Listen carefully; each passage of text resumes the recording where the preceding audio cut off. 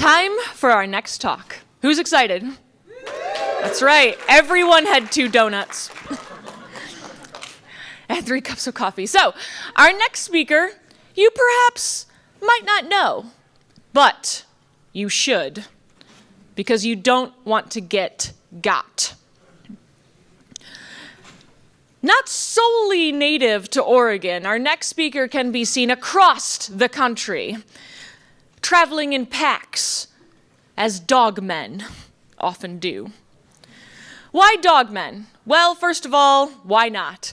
But also, you'll often see them scurrying in front of your headlights on a lone road in the dark woods on a moonless night. Oh, just coyotes, you think. How cool, like on that TV show. But then the coyotes stand up, and it's not cool anymore.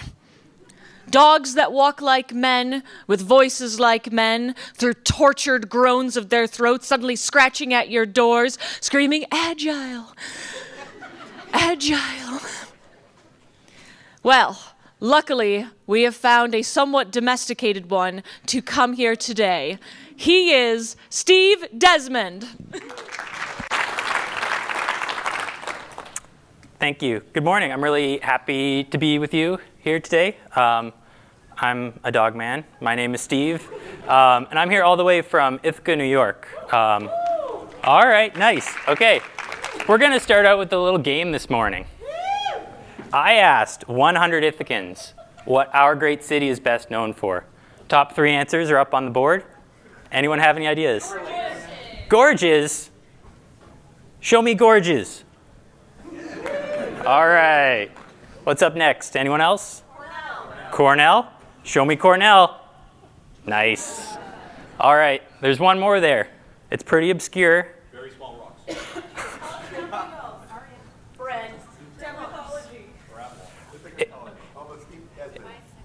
Nice. If I give you a hint of a 2000 film starring Sean William, yeah. Road Trip. So, number 1 on that list is gorges due to our amazing natural habitat. It's kind of a local play on words we have. Ithaca is gorgeous. We even put it on T-shirts.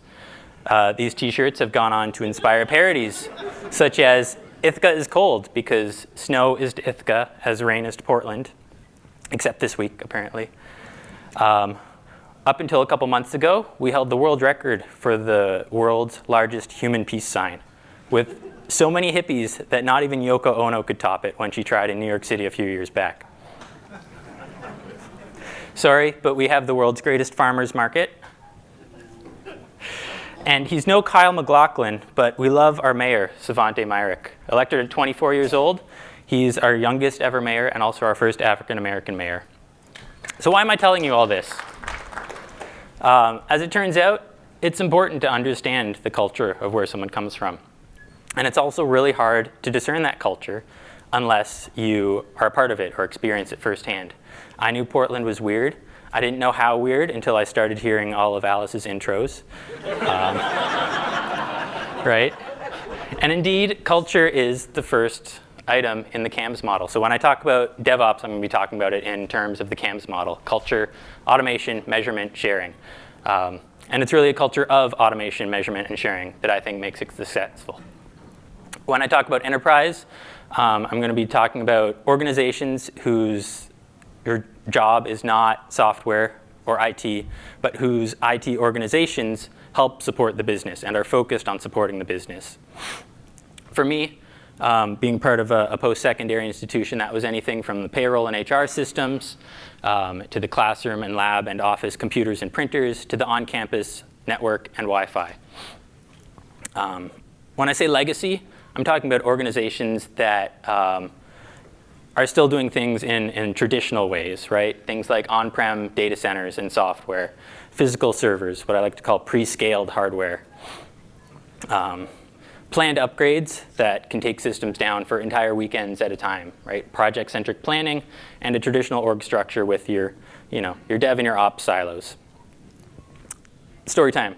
Back in 2013, I was working for a small energy efficiency software company and getting to do some pretty cool stuff, right? As well as being on the dev team, I was also the ops guy for a lot of my time there, and was able to get things like configuration management, automatic deployments, and continuous delivery in place.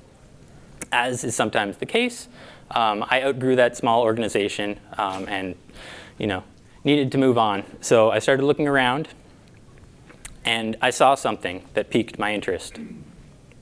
I saw an organization that was struggling to keep up with its user expectations, self-described as backwater IT, with an application for graduate admission that was, and I quote, "so bad I almost didn't apply." And I saw the potential to help make everything better, right? After all, I had firsthand experience doing DevOps-y things to improve software quality and team performance. And so as my start date approached, I got myself all amped up, right? I'm like, yeah, I'm going to turn this ship around. I'm going in there with guns blazing.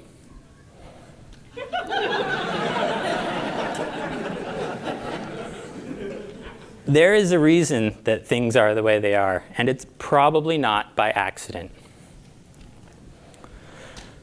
Not that we were that big, probably 10 to 12,000 users, daily users on a regular basis. But it was big enough that it was a culture shock when I got there, and I realized how slow things could go compared to what I was used to. Not that we are Google, not that any of us are Google. Actually, is anyone here from Google? All right.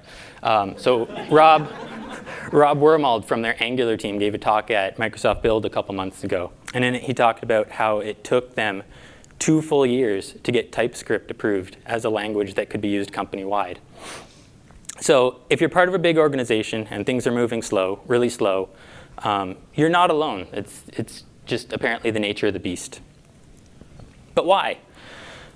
So with legacy enterprise organizations, combine all those terms I just defined, organizations who haven't yet accepted the new way yet, they value stability over innovation. One of the ways they do that is by controlling change rather than embracing it. If you think about payday as an example, right? How many people would be upset if they didn't get their direct deposit because the payroll system crashed after an upgrade, right? Obviously, research is showing that you can have both, right? You can have stability and you can have innovation, but that is hard. And so stability wins and innovation languishes. Similarly, when setting up a new system means budgeting and provisioning new physical hardware, that limits what you can roll out and how fast you can roll out. I mentioned project-centric planning before. Often, if things are not a capital P project, they don't get the priority. Projects, by definition, have a beginning and an end. Software, as we are still discovering, is more organic, right? It's constantly evolving. It's like a garden that needs to be tended to. And so it shouldn't be constrained by the same rules as construction. John talked about this a little earlier. And it's easy for some people to grasp, but many still don't get it. So this is an example that I like to use. This is my home office. And things had to be done in a very specific order, right? For the ceiling alone, that meant electrical wiring, lights, insulation, resilient channel, AV wiring, drywall, taping, primer, paint, crown molding. If I missed a step or did something in the wrong order, it would be difficult and expensive to remedy. And so a lot of planning goes in up front to make sure that you have your ducks in your row and you get things right the first time.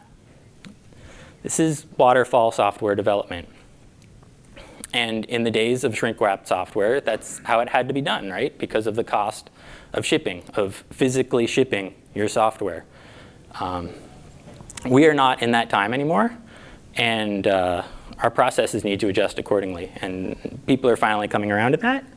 But just thinking about what if I could have moved in, maybe not when it was as bad as on the left there, but moved in, put my desk in there, slid the floor underneath my feet, painted the walls when I had time, didn't have to get any drywall dust on my desk. How different would my process have been? Has anyone here worked with PL SQL before? Okay. I hadn't even heard of it before I got hired here. So PL SQL is what happens when Oracle thinks it's a good idea that your database should also handle all of your application logic. This includes things like file system I/O, LDAP management, and HTTP connections. One thing it doesn't do out of the box is automated testing. So what was the first thing I did when I came on board? I wrote a lightweight testing library so that I and the rest of the team could write tests against our code. No one used it. The organization did not have a culture of sharing. Everyone just kind of did their own thing to get their job done, which was fine. You know, it got the job done. This resistance didn't come in the form of active refusal so much as it did just apathy towards being forced to change long-lived habits. So how do you convince others? The first thing you need to do is remember that your colleagues probably aren't trying to be malicious or defiant. You need to assume awesomeness, that whatever their current situation is, they're trying their hardest to do the best job that they can, right? Everyone on your team is. This is something that I heard from a Canadian developer, fellow Canadian developer named Sean Yo, and it's really stuck with me over the years. So credit to Sean for that. If you're not really seeing success with advocacy, teaching, mentoring, just try leading by example, right? Exhibit the culture you would like your organization to grow to. Automate all the things. Measure the gains that you're making by those automations. And most importantly, share your successes and your failures. Be the CAMS model. That said, also be careful, right? One day early on, definitely within my first year there, I learned that I was being moved to a different team. And while most of me was thrilled that I would be working with people I was closer with on technology I was more familiar with, part of me knew that I had rocked the boat a little too much, maybe stepped on a couple toes. That was probably a contributing factor to the decision. I still wore my young hotshot badge with pride. Yes, I was actually called that. I was the youngest one on the team by more than a decade. But I realized I probably could have tread a little more lightly. Right? Because team dynamics are paramount, right? Just because things didn't work out didn't make me a bad developer, didn't make anyone else on the team a bad developer. It just wasn't the best fit. We weren't all trying to go in the same direction.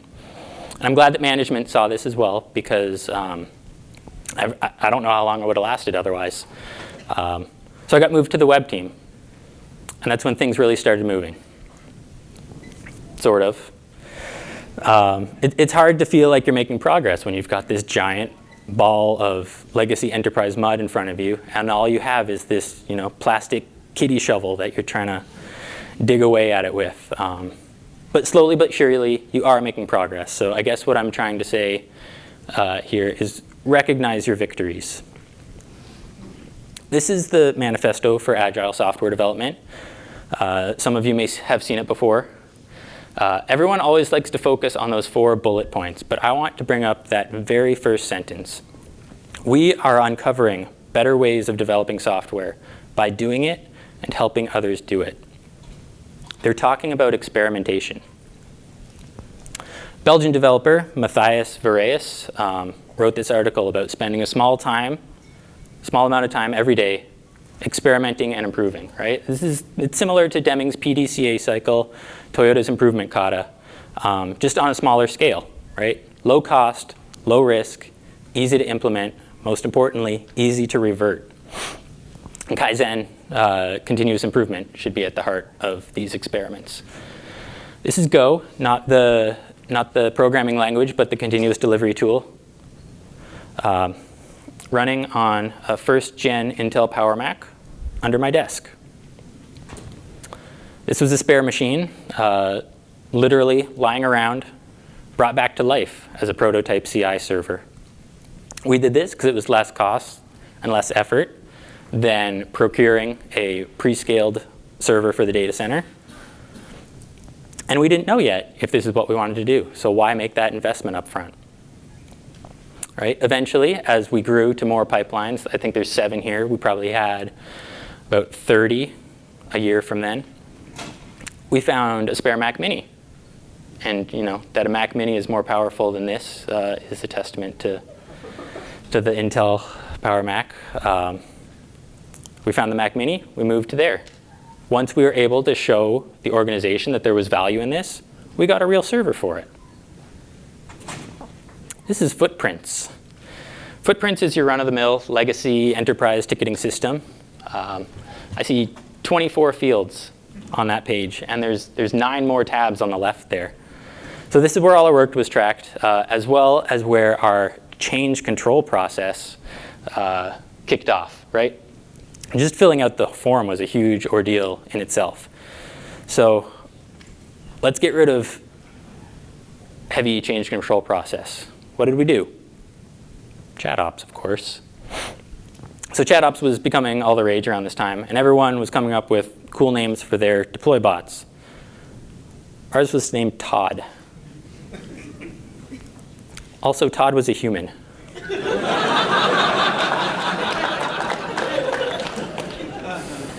So here's an example deploy of what we did. Rather than filling out a big, long form telling ops what we wanted to deploy, I send a message to Todd. So this is a real deploy, just redacted.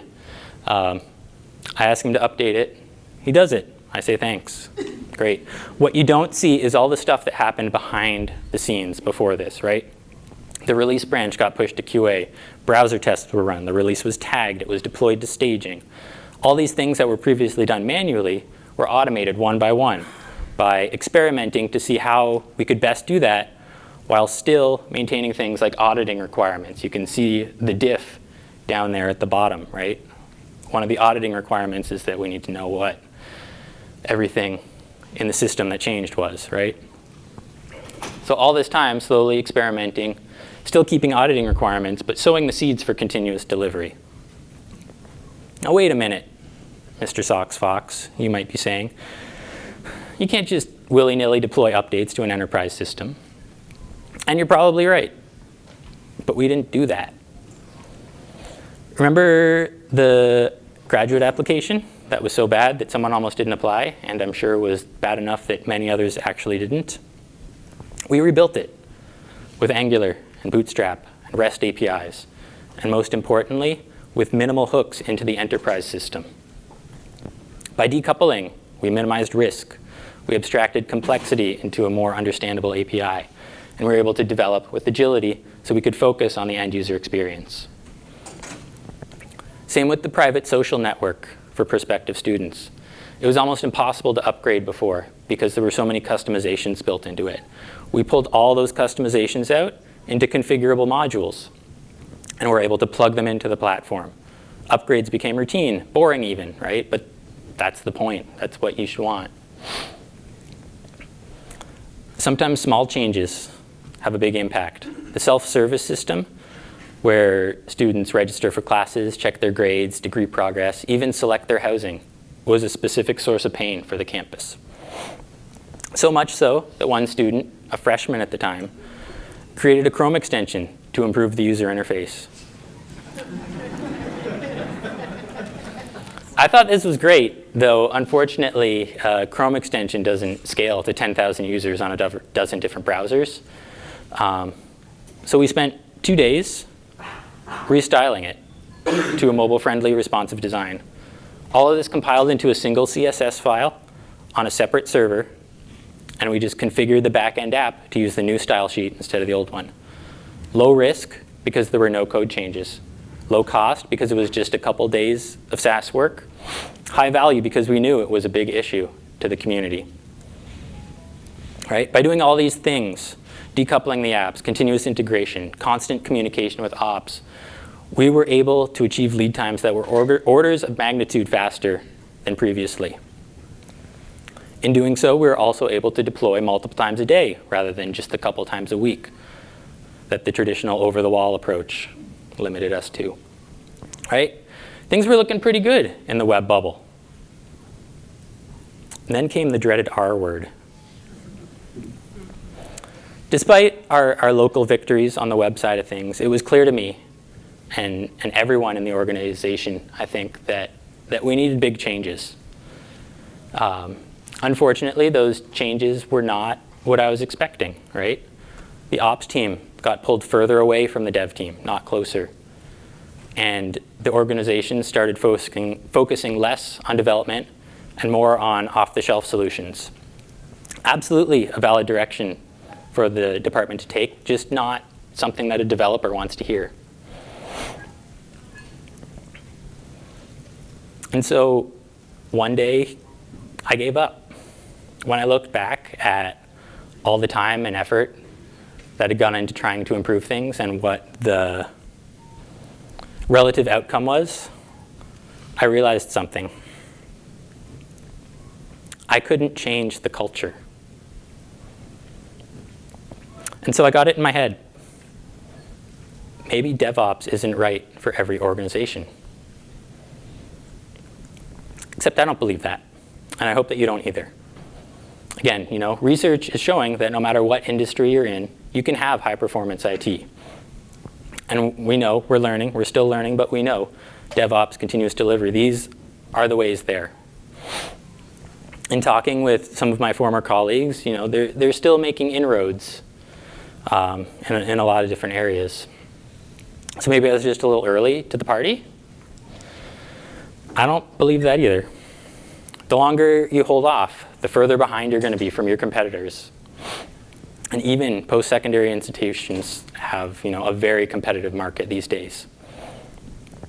Those who are risk-averse are going to save some time, yes, by letting the trailblazers make the mistakes for them. But that time has long come and gone, right? So if DevOps is the right move, and now is the right time, what happened? I think it comes back to this, right? I couldn't make the organization change any more than I could make our town's culture change, right? It's hippie, farmer's market, terrible traffic on the weekends, glory. So what can you do, right? You can spark change in others, and I'd like to think that I at least did that, in speaking with my former colleagues.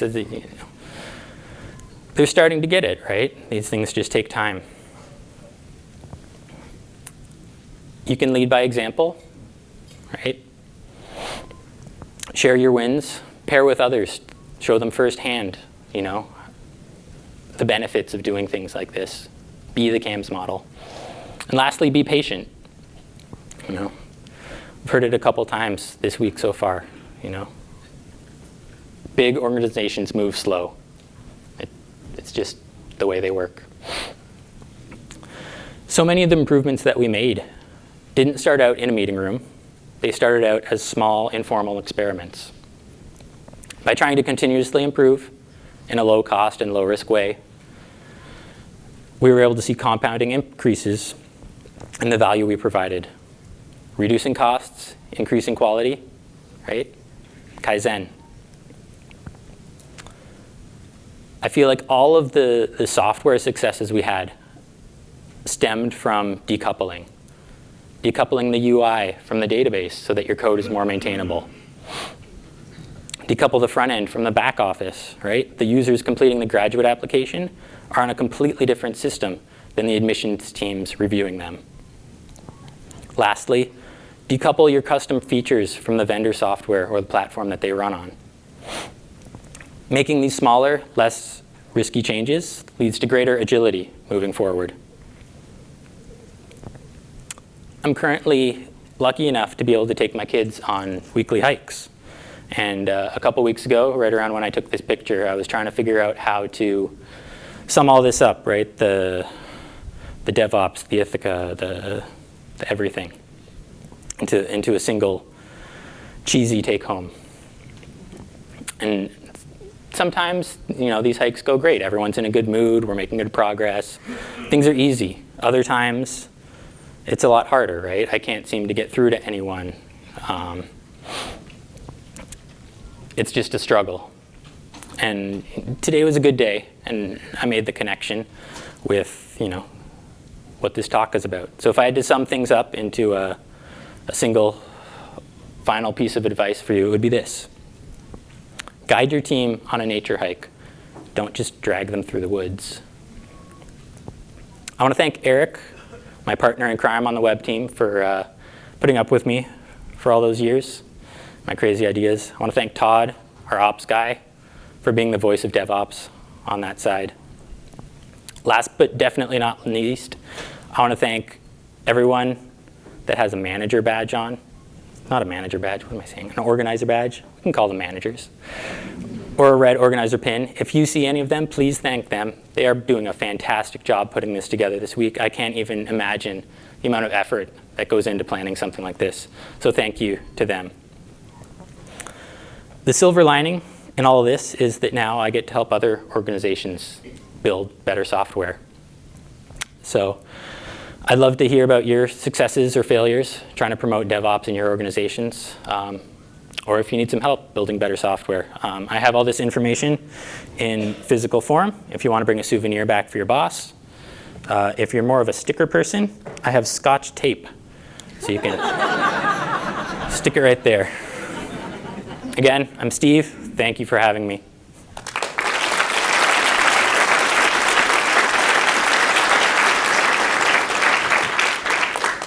Dogman, are you taking questions?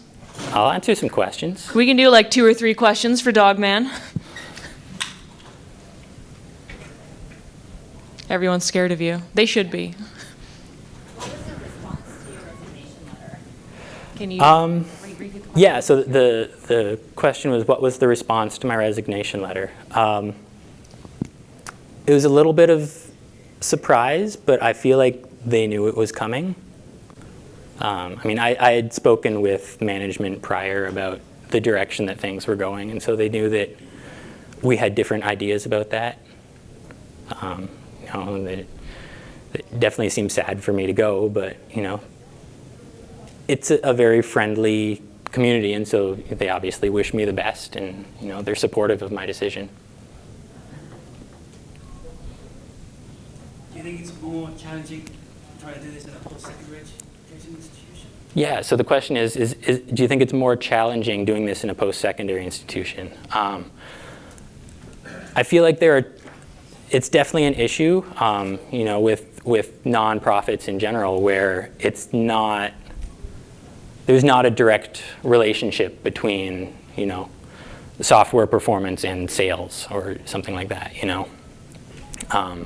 But it does rub off on the institution's reputation as a whole, and so, they saw that we needed to improve, and it's just a matter of how to get there.